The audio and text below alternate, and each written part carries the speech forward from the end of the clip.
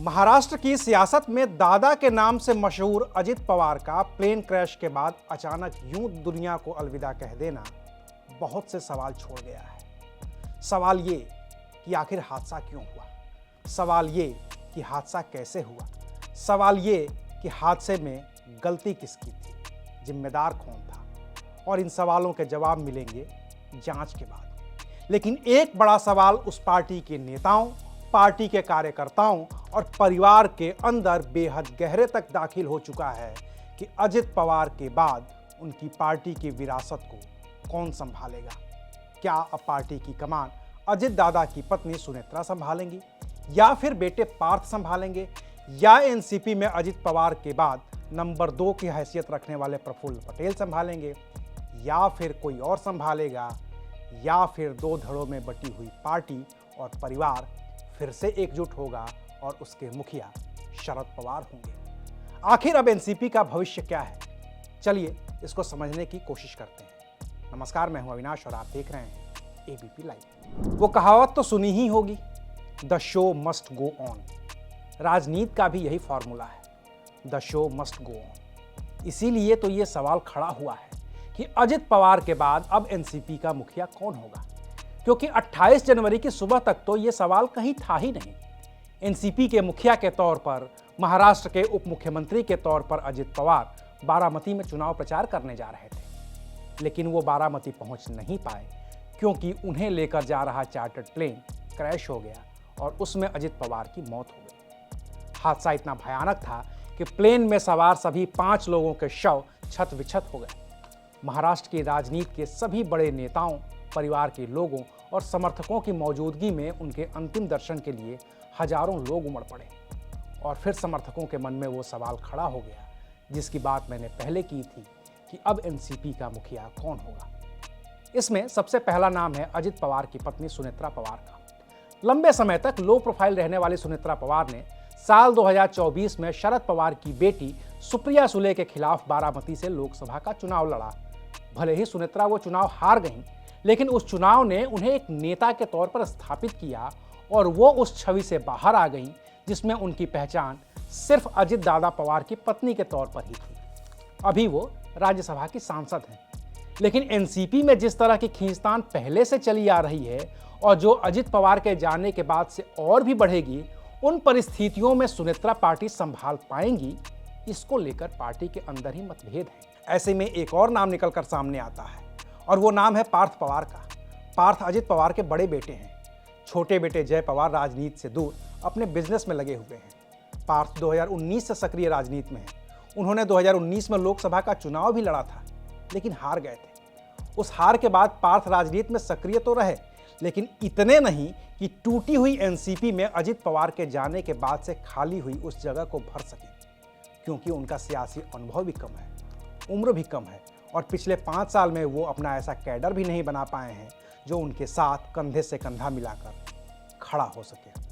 तो फिर से एक नाम एनसीपी से ही निकलता है और वो नाम है प्रफुल्ल पटेल का। प्रफुल्ल पटेल मजे हुए राजनीतिज्ञ हैं, शरद पवार के बेहद करीबी रहे हैं, केंद्र में मंत्री भी रहे हैं, अजित पवार के दोस्त भी रहे हैं।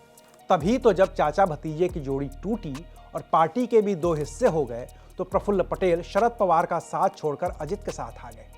आज की तारीख में भी प्रफुल्ल पटेल अजित पवार के बाद एनसीपी के सबसे ताकतवर और स्वीकार्य नेता हैं। वो बात चाहे केंद्र में सरकार चलाने की हो, या गठबंधन के सहयोगियों को साधने की, या फिर प्रदेश की राजनीति में अजित पवार को मजबूती से स्थापित करने की, प्रफुल्ल इसमें माहिर रहे हैं। और अगर परिवार से बाहर का कोई सदस्य एनसीपी की कमान संभालता है तो फिर प्रफुल्ल उसके सबसे स्वाभाविक दावेदार हैं। बाकी दावेदार तो जयंत पाटिल भी हो सकते हैं, जो पिछले 30 साल से विधायक हैं। दावेदार तो छगन भुजबल भी हो सकते हैं, जो महाराष्ट्र सरकार में मंत्री हैं। दावेदार तो सुनील तटकरे भी हो सकते हैं, जिनके पास प्रशासन का अच्छा अनुभव है, प्रदेश अध्यक्ष भी हैं और लोकसभा के इकलौते सांसद भी। दावेदार धनंजय मुंडे भी हो सकते हैं, जो अजित पवार के सबसे करीबियों में से एक रहे हैं। लेकिन इनमें से कोई भी एक नेता ऐसा नहीं है जिसके पास अजित पवार जैसी मास अपील और अजित पवार जैसे विल पावर है, जिसके जरिए वो पार्टी के अंदर और पार्टी के बाहर भी स्वीकार्य रहे हैं। ऐसे में पार्टी और परिवार दोनों को एक साथ बचाने के लिए जो एक नाम है और जिस पर शायद ही किसी को कोई आपत्ति होगी, वो नाम शरद पवार का है। ऐसे मुश्किल परिस्थितियों में शरद पवार आगे आ सकते हैं, लेकिन उन्हें अजित पवार वाली एनसीपी को संभालने से पहले एनसीपी अजित पवार और एनसीपी शरद पवार को एक करना होगा। और ये काम बेहद मुश्किल है, जिसके लिए शायद ही कोई तैयार हो, क्योंकि शरद पवार के पास अपनी जो पार्टी है वो महाराष्ट्र सरकार के विपक्ष महाविकास अघाड़ी का हिस्सा है, और अजित पवार के पास जो एनसीपी थी वो महाराष्ट्र की सरकार चलाने वाले महागठबंधन महायुति का हिस्सा है।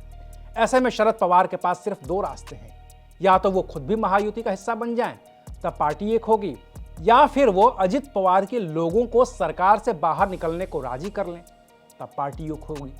और दोनों ही सूरत अभी तो नामुमकिन जैसी दिख रही है, क्योंकि अगर शरद पवार को महायुति का हिस्सा बनना होगा तो इसके लिए बीजेपी के केंद्रीय नेतृत्व और एकनाथ शिंदे को भी राजी करना होगा, जो अभी संभव होता नहीं दिख रहा है। वहीं अगर अजित पवार की पार्टी को सरकार से बाहर निकालना होगा तो फिर अजित पवार के नेताओं को मंत्रिमंडल से इस्तीफा देना होगा, और सत्ता का सुख भोग रहा कोई भी मंत्री शायद ही इस बात के लिए राजी हो पाए। ऐसे में शरद पवार का आगे आना और दोनों पार्टियों को एकजुट करके उसे संभालना अभी तो संभव नहीं दिख रहा है। हाँ, हो सकता है कि परिवार एक हो जाए, परिवार के लोगों के बीच जो खाई दिख रही है वो भी पट जाए, लेकिन दोनों एनसीपी एक हो जाएगी, दोनों एनसीपी के कार्यकर्ता नेता एक हो जाएंगे, अभी तो मुमकिन नहीं दिख रहा है। लेकिन शरद पवार राजनीति के मजे हुए खिलाड़ी हैं। उनके जो दोस्त होते हैं वो तो दोस्त होते ही हैं, उनके जो सियासी दुश्मन होते हैं वो भी उनके दोस्त होते हैं, क्योंकि अभी सियासी तौर पर दुश्मन बने प्रफुल्ल पटेल या फिर छगन भुजबल या फिर धनंजय मुंडे या फिर सुनील तटकरे के साथ शरद पवार के व्यक्तिगत रिश्ते कैसे रहे हैं, ये महाराष्ट्र की राजनीति को समझने वाला बच्चा बच्चा जानता है।